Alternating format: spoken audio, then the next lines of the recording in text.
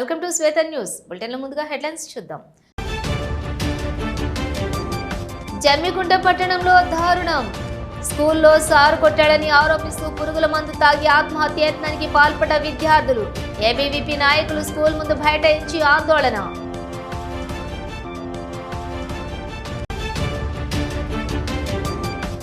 మంత్రి పొన్నం ప్రభాకర్ వెంటనే తన మంత్రి పదవికి రాజీనామా చేయాలి. నగరంలోని మంత్రి ఇంటిని ముట్టడి అడ్డుకున్న పోలీసులు.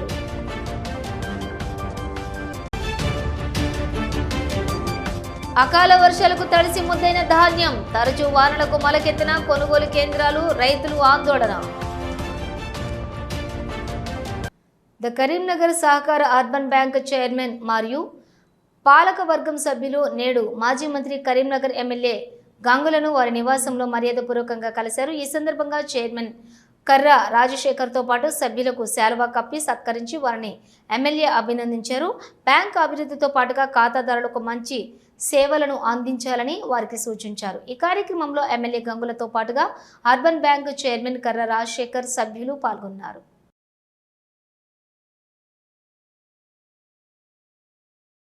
మంత్రి పొన్నం ప్రభాకర్ వెంటనే తన మంత్రి పదవికి రాజీనామా చేయాలని ఎస్ఎఫ్ఐ జిల్లా కార్యదర్శి గజ్జల శ్రీకాంత్ డిమాండ్ చేశారు. కరీంనగర్లోని మంత్రి ఇంటిని ముట్టడించారు. ఈ సందర్భంగా మాట్లాడుతూ రాష్ట్ర వ్యాప్తంగా 8,600 కోట్ల రూపాయలు పెండింగ్లో ఉన్నటువంటి వాటిని విడుదల చేయకుండా కాలయాపన చేస్తున్న కాంగ్రెస్ ప్రభుత్వాన్ని గద్దె దింపే వరకు పోరాటాలతో ముందుకు కొనసాగుతామని వారు ఈ సందర్భంగా తెలియజేశారు. ఒకవైపు ప్రైవేట్ కళాశాలలు రీఎంబర్స్మెంట్ కొరకు బంద్ నిర్వహిస్తుంటే రేవంత్ రెడ్డి ప్రభుత్వం కళాశాలను బ్లాక్ మెయిల్ చేస్తూ విజిలెన్స్ దాడులు నిర్వహిస్తూ ప్రైవేట్ కళాశాలను వేధిస్తున్న పరిస్థితి రాష్ట్ర వ్యాప్తంగా ఉందని వారు తెలియజేశారు. కనీసం విడుదల చేయవలసినటువంటి స్కాలర్షిప్ ఫీజులు రీఎంబర్స్మెంట్ని కూడా విడుదల చేయకుండా విద్యార్థుల జీవితాలను చిక్కుల్లో పెట్టే ప్రయత్నం రాష్ట్ర ప్రభుత్వం చేస్తుందని వారు ఆరోపించారు.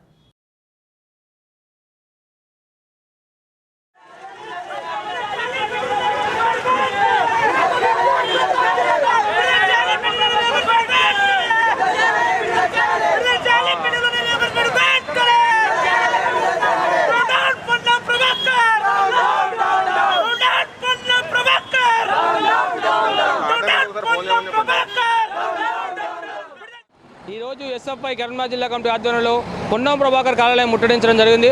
ఎందుకోసం అంటే ఈ రాష్ట్రంలో పెండింగ్లో ఉన్న స్కాలర్షిప్లు రీఎంబర్స్మెంట్లు విడుదలయ్యాలని చెప్పేసి అనేక దఫాలుగా ఎస్ఎఫ్ఐ అనేక కార్యక్రమాలు చేసినా కానీ ఈ రాష్ట్రంలో ముఖ్యమంత్రి అదేవిధంగా మంత్రులు ఎమ్మెల్యేలు కనీసం స్పందించకపోవడం సిగ్గుచేటు. ఎందుకోసం అంటే ఇప్పటికీ కళాశాల యాజమాన్యాలు మాతో కావట్లేదని చెప్పేసి కళాశాలలు మూసివేసుకొని కళాశాలలు బంద్ చేసిన పరిస్థితి కరీంనగర్లో ఉన్నది. అయినప్పటికీ ఈ రాష్ట్ర ప్రభుత్వంలో కనీసమైన చలనం లేకపోవడం చాలా దుర్మార్గమైన చరిత్ర. అదేవిధంగా కరీంనగర్లో అదేవిధంగా రాష్ట్ర వ్యాప్తంగా కళాశాల యాజమాన్యాలు మాకు రీఎంబర్స్మెంట్ ఇవ్వండి అని చెప్పేసి ఈరోజు బంద్ చేస్తాయిలో వాళ్ళపైన విజిలెన్స్ దాడులు చేస్తున్న పరిస్థితి ఈ రాష్ట్రంలో ముఖ్యమంత్రి చేసిన పరిస్థితి ఉన్నది. కాబట్టి తక్షణం చెప్తున్నాం, పెండింగ్లో బకాయిలు విడుదలయ్యాలని చెప్పేసి ఎస్ఎఫ్ఐ చెప్తున్నాం. అదేవిధంగా కరీంనగర్ పొన్నం ప్రభాకర్ ఈరోజు విద్యార్థి ద్రోహి ఈరోజు మేము ఎస్ఎఫ్ఐ ఇవ్వడం జరుగుతుంది. ఎందుకోసం అంటే ఈరోజు కనీసం స్కాలర్షిప్ రీఎంబర్స్మెంట్ బోర్డుల పైన మాట్లాడకపోవడమే కాకుండా ఈరోజు కరీంనగర్కు ఈరోజు వచ్చిన ఇంజనీరింగ్ కళాశాలను కూడా ఈరోజు తన రాజకీయ స్వలాభాల కోసం ఈరోజు ఉస్మానాబాద్ తరలించుకున్న పరిస్థితి ఉన్నది. అంటే ఈరోజు విద్యార్థులకు భవిష్యత్తుకి పొన్నం ప్రభాకర్ అవసరం లేదా? కరీంనగర్ వాసి అయినప్పటికీ కనీసం విద్యార్థుల భవిష్యత్తు కోసం ఆలోచించని పొన్నం ప్రభాకర్ అసమర్థ మంత్రిగా ఉన్నాడు. కాబట్టి తక్షణమే అతను రాజీనామా చేయాలని చెప్పేసి మేము ఎస్ఎఫ్ఐ చెప్తున్నాం. కరీంనగర్లో తెలంగాణ రాష్ట్ర రోడ్డు రవాణా సంస్థ విశ్రాంతి ఉద్యోగుల ఆధ్వర్యంలో నిర్వహిస్తున్న మహాసభకు ముఖ్య అతిథిగా ఆర్టీసీ 5 ఉమ్మడి జిల్లాల పరిధిలోని జోన్ 1లో రిటైర్డ్ ఆర్టీసీ ఉద్యోగుల సంఘం గౌరవ అధ్యక్షులు ఓరుగంటి రమణారావు పాల్గొన్నారు. ఓరుగంటి రమణారావు కరీంనగర్లోని బాధ్యతలు స్వీకరించారు. ఈ సందర్భంగా ఆర్టీసీ రిటైర్డ్ ఉద్యోగులు ఓరుగంటి రమణారావును ఘనంగా సత్కరించారు. ఈ సందర్భంగా ఓరుగంటి రమణారావు మాట్లాడుతూ విశ్రాంతి ఉద్యోగుల సమస్యల సాధనకు కృషి చేశారు. ఈ కార్యక్రమంలో పలువురు పాల్గొన్నారు.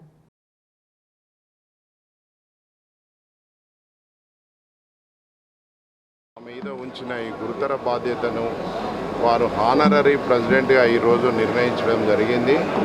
దాని కార్యవర్గ సభ్యులైన రాజయ్య గారు, బుచ్చిరెడ్డి గారు మరియు వాళ్ళ కార్యవర్గానికి అంతకుముందున్న కోటయ్య గారు, సూఫీ గారు వీళ్ళందరికీ కూడా మరియు ఈ 5 జిల్లాల ఆర్టీసీ ఎవరైతే ఉద్యోగస్తులు రిటైర్మెంట్ అయినా ఉన్నారో వాళ్ళందరి యొక్క కృషికి పాటుపడతానని, నాకు చాదనైనంత వరకు పోరాడతాం.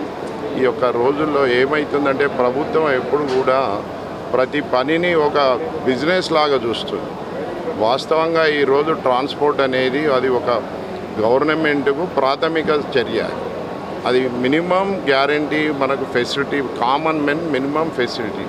దాన్ని అలా చూడకుండా లాభ నష్టాల మీద బేరీ చేస్తూ ఉద్యోగస్తులను కూడా అందరినీ ఇబ్బంది పెడుతూ ఈరోజు ఆర్టీసీ సంస్థను నిర్వీర్యం చేసే దిశగా వెళ్తున్న ప్రభుత్వాలను అందరినీ కూడా సముదాయించి వాళ్ళకి ఇప్పుడున్న పరిస్థితులను అర్థం చేయించి ఈరోజు ఆర్టీసీ సంస్థ నిలబెట్టే ప్రయత్నం చేస్తానని తెలియజేయండి.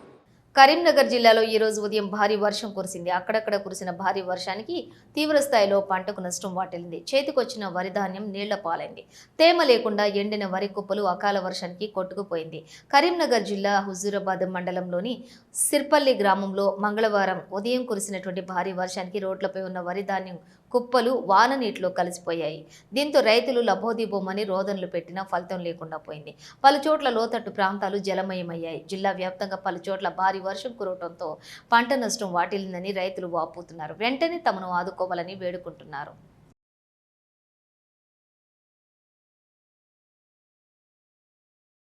పెద్దపల్లి జిల్లాలో తాము చేసిన కాంట్రాక్టు పనుల బిల్లులు ప్రభుత్వం చెల్లింపులు చేపట్టకపోతే డిసెంబర్ 31 నుండి సమ్మె చేస్తామంటూ హెచ్చరించిన కాంట్రాక్ట్ అసోసియేషన్ నిర్వాహకులు పెద్దపల్లి జిల్లా కలెక్టర్కు తాము చేసిన కాంట్రాక్టు బిల్లులు వెంటనే చెల్లించాలని వినతి పత్రాన్ని అందజేశారు.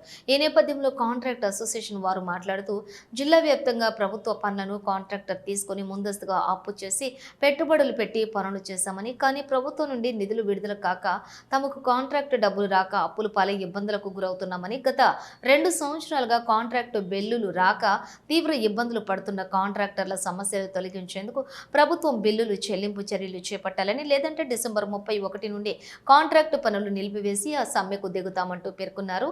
ఈ కార్యక్రమంలోని పెద్దపల్లి జిల్లా బిల్డర్ అసోసియేషన్ నిర్వాహకులు పలువురు పాల్గొన్నారు. మున్సిపాలిటీ, పంచాయతీరాజ్ అండ్ R&D కాంట్రాక్టర్లు చిన్న పెద్ద అనే తేడా లేకుండా చాలా ఇబ్బంది పడుతూ ఉన్నాము. ముఖ్యంగా ఇంకా స్టేట్ లెవెల్లో అన్ని తోటి ఆలోచిస్తే మన పెద్దపల్లి జిల్లా స్పెషల్. ఎందుకంటే లక్కీగా ఏంటంటే ఇక్కడ కొన్ని లోకల్ గ్రాంట్స్ అంటే సింగరేణి కావచ్చు, లేకపోతే DMFT గ్రాంట్ అప్పుడప్పుడు కొంత వస్తూ ఉన్నాయి. అయినా కూడా చాలా ఇబ్బంది అవుతుంది. స్టేట్ గవర్నమెంట్ నుంచి రావాల్సిన బిల్స్ చాలా ఇబ్బంది పడుతూ ఉన్నాం. చిన్న పెద్ద అనే తేడా లేకుండా అందరి కాంట్రాక్టర్లు కూడా ఇబ్బంది పడుతూ ఉన్నాం. దానికోసమనే ఈ అందరం కలిసి వచ్చి ఈరోజు కలెక్టర్ గారికి మెమోరాండం ఇవ్వడం జరిగింది. ఉండే పెండింగ్ అదే కంటిన్యూ అవుతూ ఉన్నది. ఇప్పుడు ఈ గవర్నమెంట్ కొంచెం మా మీద దయ తెలిసి రిక్వెస్ట్ చేస్తూ ఉన్నాము. ఎందుకంటే మేము కూడా లోకల్గా ఉన్న వాళ్ళము, ఇక్కడ ఈ ఏరియాలో చిన్నప్పటి నుంచి పుట్టి పెరిగిన వాళ్ళము. మాకు కూడా అభివృద్ధి కావాలి, తర్వాత డెవలప్మెంట్ కావాలనే ఉద్దేశంగా ఎంత కష్టపడైనా ఇప్పటి వరకు కూడా ఎక్కడ కూడా ప్రజలకు ఇబ్బంది లేకుండా పనిచేస్తూ ఉన్నాం. కాబట్టి మా కష్టాన్ని దృష్టిలో పెట్టుకొని మాకు పేమెంట్ చేయాలని కోరుతా ఉన్నాం. నాతో పాటు ఉన్నటువంటి పెద్ద గుత్తదారులకు కూడా చిన్న గుత్తదారుల లాగానే వాళ్ళ పరిస్థితి కూడా బాగలేదు.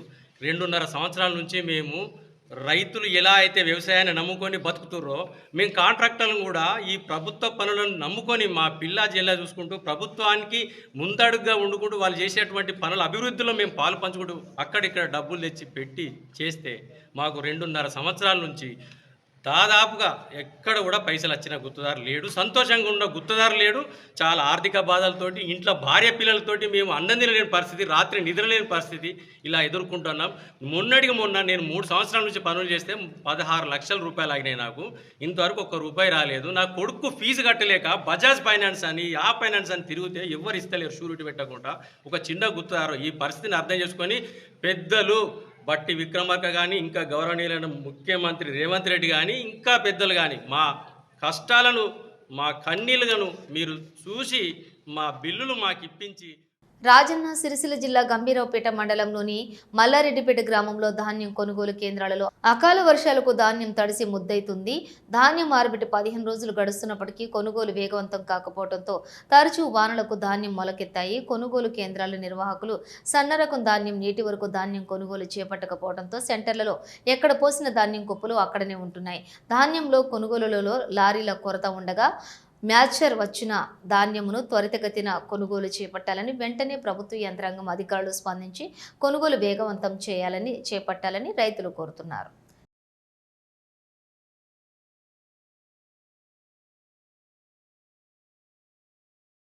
కానీ ఇక్కడ వడ్లు పోసినాం సార్, 20 రోజుల కోతలయ్యి వడ్లు ఎండుతున్నాయి, వాన పడే వరకు నానుతున్నాయి, మొలకలు వస్తున్నాయి. సన్నపాట్లు ఇంతవరకు కూడా పోలేదు. దొడ్డు వడ్లే పెట్టుకపోతున్నారు అంటారు, ఒకటే లారీ పంపిస్తారు.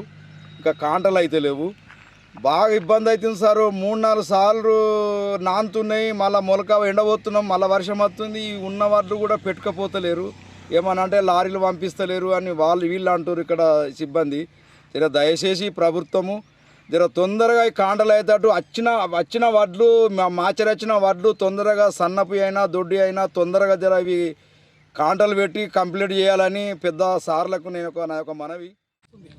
ఇక్కడ దొడ్డు వడ్లు మాత్రమే కొనుగోలు చేస్తున్నారు. సన్నం వడ్లు ఇంతవరకు కూడా కొనుగోలు ప్రారంభించలేదు.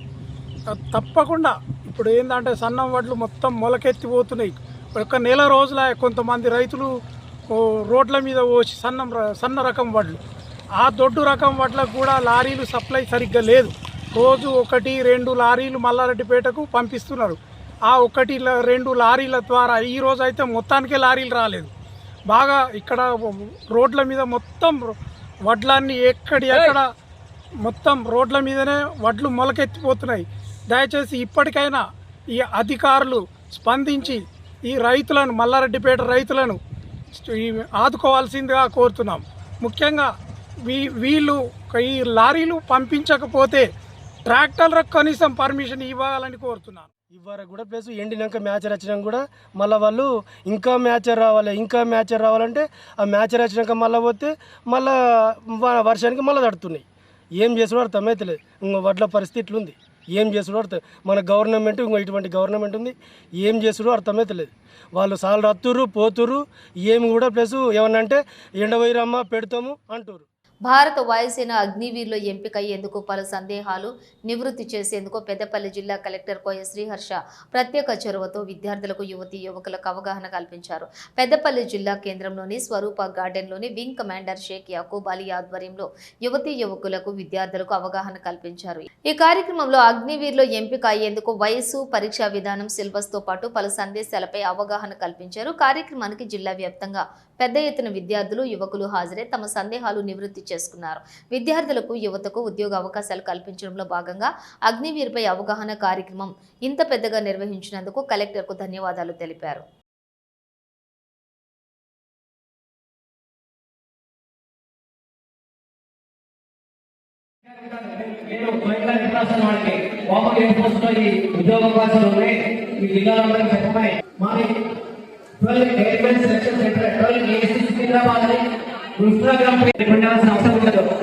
अपना మీరు ఆన్లైన్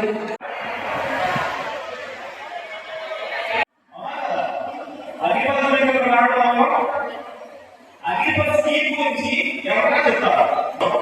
ఎలాబరేట్ చేసి చెప్పాల్సిన అవసరం లేదు. జస్ట్ కొనుక్కోవాలి. అబ్బాయి సరే ఎవరైనా చెప్తారు అంటే హ్యాండ్ రైజ్ చేయండి. అగ్రిపల్ స్కీమ్ 4 years ఉంటుంది. ఈ 4 years every year తర్వాత 25% వినోదాలు, 75% అవుతుంది. అవునా? ఇదే అగ్రిపల్ స్కీమ్ అంటే అగ్రిపల్ మనం అప్లై చేయడానికి ఉండవలసిన క్రైటీరియా ఏంటి? పెద్దపల్లి జిల్లా ఓదెల మండలంలోని కొలనూరు గ్రామంలోని నిర్మాణం చేసిన పెద్దమ్మ తల్లి దేవాలయం ప్రతిష్టాపన ఉత్సవాలు ఘనంగా జరిగాయి. ముదిరాజు కులస్తుల ఆరాధ్య దైవమైనటువంటి పెద్దమ్మ తల్లి ఆలయ ప్రతిష్టాపన ఉత్సవాలను కుల సంఘ సభ్యులు, సంఘం కమిటీ ఆధ్వర్యంలోని వైభవంగా ప్రత్యేక హోమాలు చేపట్టారు. సోమవారం ప్రతిష్టాపన ఉత్సవాల్లో భాగంగా జరుగుతున్నటువంటి హోమం కార్యక్రమానికి పెద్దపల్లి ఎమ్మెల్యే విజయరమణారావు హాజరై ముదిరాజు బంధుమిత్రులకు ప్రతిష్టాపన శుభాకాంక్షలు తెలిపారు. ఈ సందర్భంగా ఈ ఉత్సవాలకు హాజరైన ఎమ్మెల్యే విజయరావుకు స్థానిక మత్స్య పారిశ్రామిక సహకార సంఘం అధ్యక్షులు రేగుల తిరుపతి దంపతులు పెద్దమ్మ తల్లి చిత్రపటాన్ని అందజేసి కృతజ్ఞతలు తెలిపారు.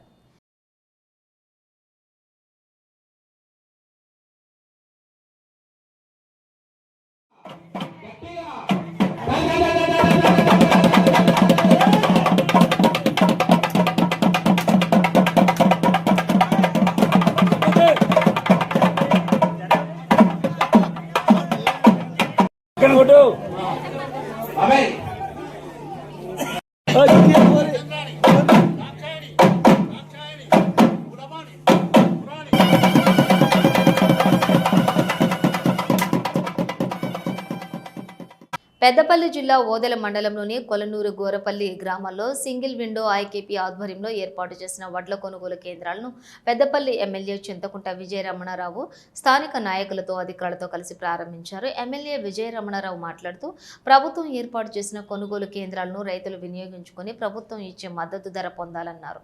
రైతులు వడ్లను ఆరబెట్టి 17% లోపు తేమ ఉండేటట్లు చూడాలని కోరారు. ఈ కార్యక్రమంలోని సింగిల్ విండో చైర్మన్ ఆళ్ల సుమన్ రెడ్డి, కాంగ్రెస్ పార్టీ మండల అధ్యక్షులు మూల ప్రేమ్సాగర్ రెడ్డి, ఓదెల మల్లన్న, ఆలయ చైర్మన్ చీకట్ల ముండయ్య, ఓదెల మాజీ సర్పంచ్ ఆకుల మహేందర్, కాంగ్రెస్ పార్టీ నాయకులు బైరి రవి, రెడ్డి, రజనీకాంత్ గౌడ్, గోపు నారాయణ రెడ్డి, రాహుల్ గౌడ్, భాస్కర్ రెడ్డి, ఢిల్లీ శంకర్, అరుణ్, రైతులు, గ్రామస్తులు తదితరులు పాల్గొన్నారు.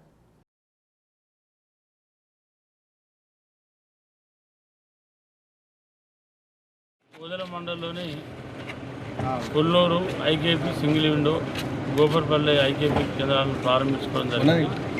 అదేవిధంగా కొల్లూరు ముద్రాదుల ఆరాధ్యమైనటువంటి పెద్దమ్మ దేవాలయ విగ్రహ ప్రతిష్టలో కూడా పాల్గొనడం జరిగింది.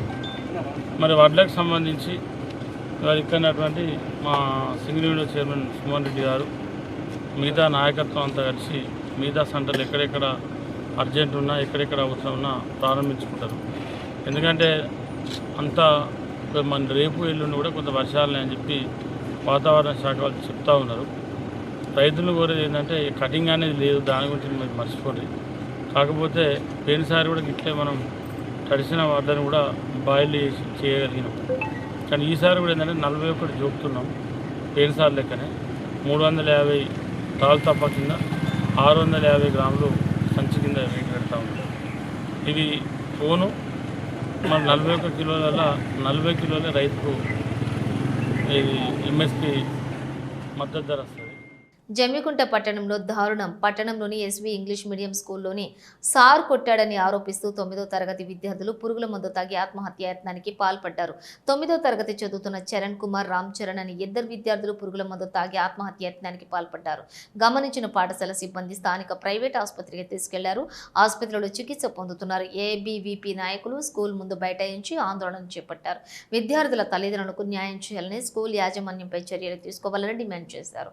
పోలీసులు సంఘటనా స్థలానికి చేరుకుని వివరాలు సేకరిస్తున్నారు.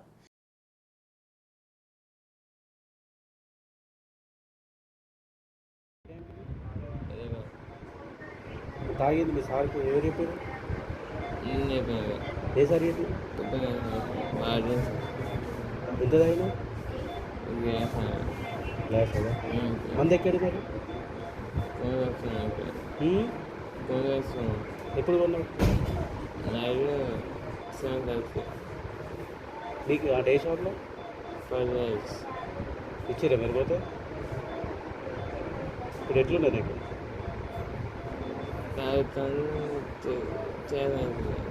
నువ్వు ఒక్కనే తాగి ఇంకోరు తాగారు? ఆయన పేరు?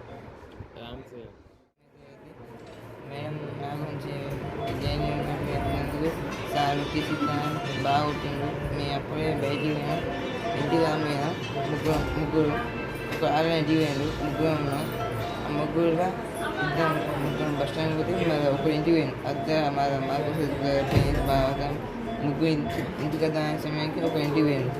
మీ ఇద్దరు హాస్టల్కి వచ్చేసాం వద్దాం అనుకుంటా, రియలైజ్ అయిదాం అనుకున్నాం. అనుకో మళ్ళీ వచ్చేస్తే సార్ మళ్ళీ కంప్లైంట్ కూర్చోబెట్టింది. మేము సాయంత్రం కూర్చున్నాం. మళ్ళీ సాయంత్రం ఇంటికి పోయినా వాళ్ళు ఇంటికి కూడా సాయంత్రం. ఇటీవలి రోజులుగా కురుస్తున్న వర్షాలు రైతులను తీవ్ర ఆందోళనకు గురిచేస్తున్నాయి. పంటను కోయించి ధాన్యం కొనుగోలు కేంద్రాలకు తీసుకొచ్చిన రైతులు ఇప్పుడు వర్షపు తాకిడితో ధాన్యం తడవటంతో నష్టపోతున్నారు. ఈ నేపథ్యంలో మంగళవారం ఉదయం సిద్దిపేట జిల్లా బెజ్జంకి మండల కేంద్రంలోని తహసీల్దార్ కార్యాలయానికి రైతులు పెద్ద సంఖ్యలో తరలి వెళ్లి తమ సమస్యలను వివరించారు. రైతులు మాట్లాడుతూ మేమెంతో కష్టపడి పండించిన వరి ఇప్పుడు వర్షానికి తడవటంతో అమ్మకానికి ఇబ్బందులు ఎదుర్కొంటూ ఉన్నాం. అధికారులు 17% లోపు తడి ఉన్న ధాన్యాన్ని కొనుగోలు చేస్తామంటున్నారు. కానీ వర్షాల కారణంగా ఇప్పుడు ధాన్యం ఎండబెట్టడం అసాధ్యం. కనీసం 20% వరకు తడి ఉన్న వరి ధాన్యం కొనుగోలు చేయాలి అని డిమాండ్ చేశారు.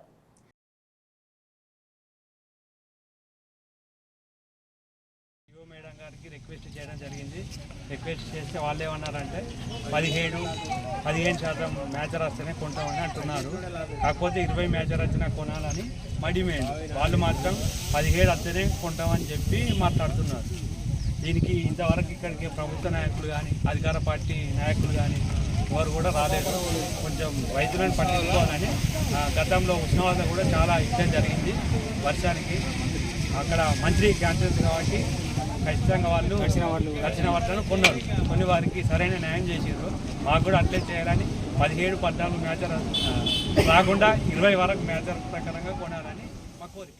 రాష్ట్ర వ్యాప్తంగా కురుస్తున్న వర్షాలు రైతన్నల కష్టాలను మరింత పెంచుతున్నాయి. సిద్దిపేట జిల్లా హుస్నాబాద్, కోహెడ మండలాల్లో మంగళవారం మధ్యాహ్నం గంట పాటు కురిసిన భారీ వర్షంతో రైతులపై తీవ్ర ప్రభావం చూపించింది.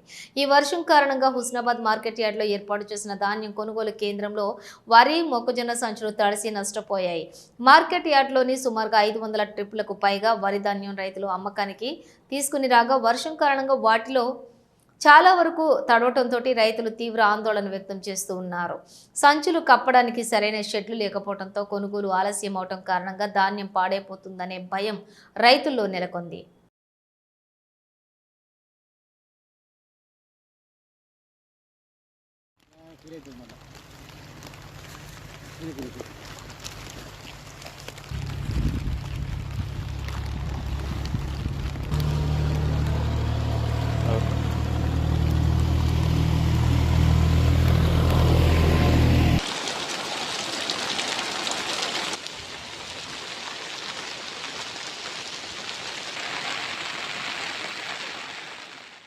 రాజన్న సిరిసిల్ల జిల్లా ముస్తాబాద్ మండలం మద్దికుంట గ్రామంలోని దోనుకుల బోధయ్య తండ్రి ఎల్లయ్య గృహంలోని విద్యుత్ షార్ట్ సర్క్యూట్ తోటి ఇంట్లో విలువైన వస్తువులు, నిత్యావసరాలతో పాటుగా బట్టలు, విలువైన భూమి కాగితాలు, వారి యొక్క కుమారులు చదువుకున్నటువంటి సర్టిఫికేట్స్, నగదు కాలిపోయాయి.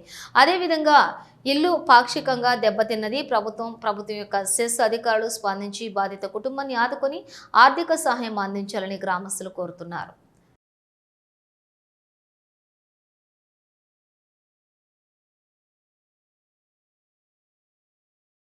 మేము మారువేరు దొంగల బూడ కర్ణాకరి మేము అందులో అన్నీ కాలిపోయినాయి సార్. నేను వాళ్ళ ఇంటికి పోయినా జ్వరం వచ్చిన ఆరోగ్యం మంచిగా లేక భూమి కాగితాలు ఏం లేవు, కాగితాలు లేవు, ఏం లేవు, అన్నీ కాలిపోయినాయి. బియ్యం కాడికలు కాలిపోయినాయి, పప్పులు, ఉప్పులు, కారపొడి, పసుపు అన్నీ కాలిపోయినాయి. బట్టల కాడికలు ఏం ఆశ లేదు సార్.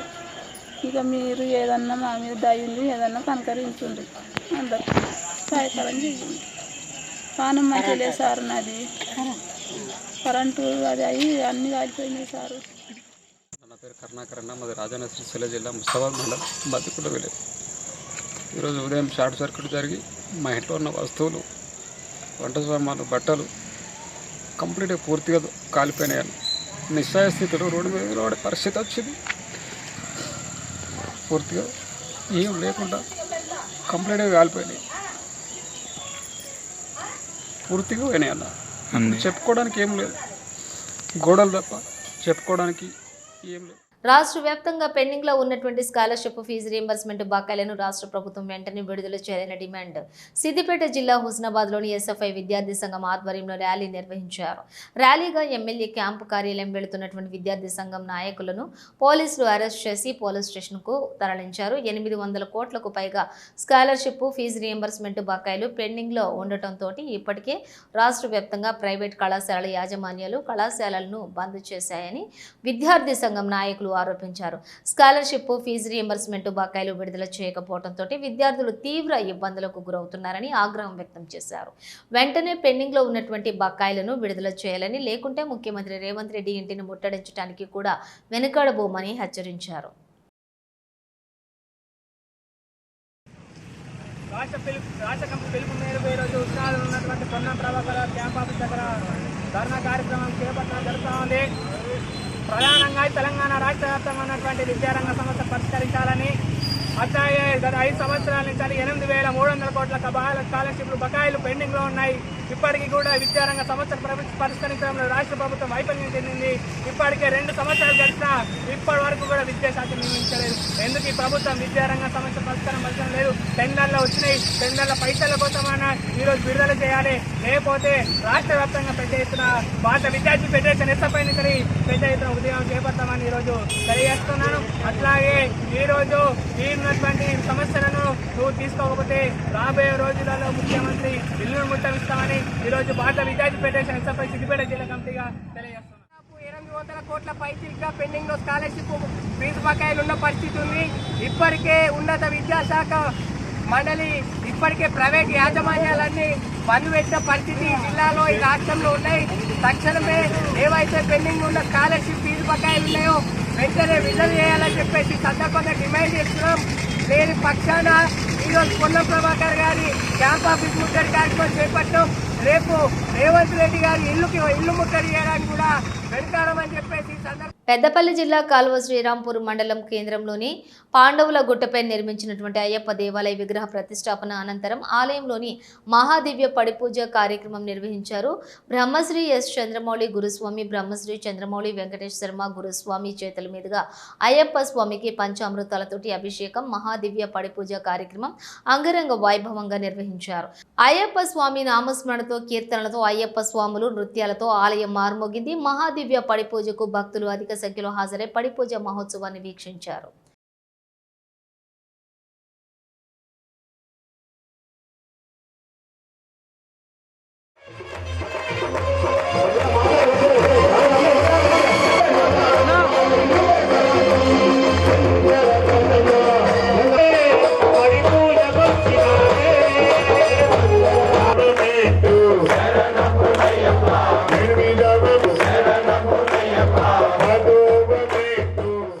రైతులు గ్రామాల్లో ఏర్పాటు చేసిన ధాన్యం కొనుగోలు కేంద్రాల్లో ధాన్యం విక్రయించి ప్రభుత్వం అందిస్తున్న మద్దతు ధరను పొందాలని కాల్వ Srirampur single Windows chairman Chaduvu Ramachandrareddy, వ్యవసాయ మార్కెట్ చైర్మన్ రామిడి తిరుపతి రెడ్డి అన్నారు.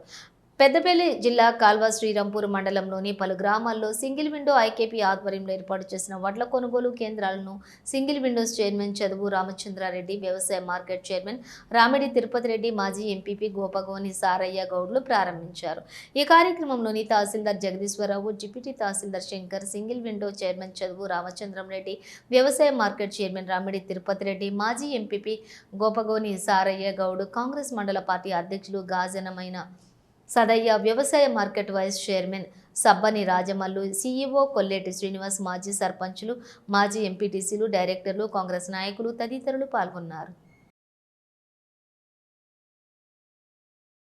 శ్రీరాంపూర్ మండలంలోని వివిధ గ్రామాలైనటువంటి సహకార సంఘం ద్వారా మరియు ఐకేపీ ద్వారా వరి ధాన్యం కొనుగోలు కేంద్రానికి ప్రారంభోత్సవానికి ముఖ్య అతిథులుగా వచ్చిన గౌరవ ఎమ్మెల్యే గారి విజయరామరావు ఆదేశాల మేరకు ఈరోజు వరి ధాన్యం సెంటర్లను ప్రారంభోత్సవానికి ముఖ్య అతిథిగా వచ్చింది. 2-3 రోజులలో మిల్ అలాట్మెంట్ కానీ లారీ అలాట్మెంట్ అయినతో మిల్లులకు ధాన్యాన్ని పంపించడం కూడా జరుగుతుంది. అలాగే ఈ సెంటర్ ఇన్ఛార్జీలు కూడా కొంచెం రైతులకు సూచనలు ఇచ్చుకుంటూ ఎక్కడైనా ఇబ్బందులు ఉన్న కాడ కొంచెం సరి చేసుకుంటూ వారి రైతుల విన్నపాలు వింటూ పెద్దలు విజయన్న గారు చెప్పారు. కాస్త మరి తడిచినటువంటి ధాన్యం మీద ఉప్పు నీళ్ళు కనుక చల్లితే అవి మొలకెత్తకుండా ఉండేటువంటి అవకాశం ఉంటుంది కనుక మరి రైస్ మిల్లర్తో మనకు ఇబ్బంది లేకుండా ఉండాలనేటువంటి క్రమంలో మరి ఆలోచనలు చేసారు కనుక దయచేసి ఈ సెంటర్లు చూసేటువంటి తల్లి నువ్వు కొంచెం అక్కడక్కడ తడిచినటువంటి వాటి మీద ఇట్లా బకెట్ల నీళ్లు తల్లి చిలకరించినట్టయితే అవి మొలకెత్తేటువంటి అవకాశం ఉండదు. ఇబ్బంది అయినట్టయితే చెప్పండి. దేవుడి దయ వల్ల ఈ రోజు నుంచి వర్షాలు పోవాలని అందరం మొక్కుదాం. బులెటిన్ ముగించే ముందు హెడ్లైన్స్ మరోసారి. జమ్మికుంట పట్టణంలో దారుణం. స్కూల్లో సారు కొట్టాడని ఆరోపిస్తూ పురుగుల మందు తాగి ఆత్మహత్యయత్నానికి పాల్పడ్డ విద్యార్థులు. ఏబీవీపీ నాయకులు స్కూల్ ముందు బైఠాయించి ఆందోళన.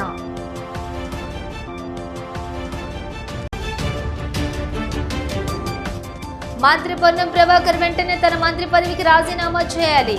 నగరంలోని మంత్రి ఇంటిని ముట్టడి అడ్డుకున్న పోలీసులు.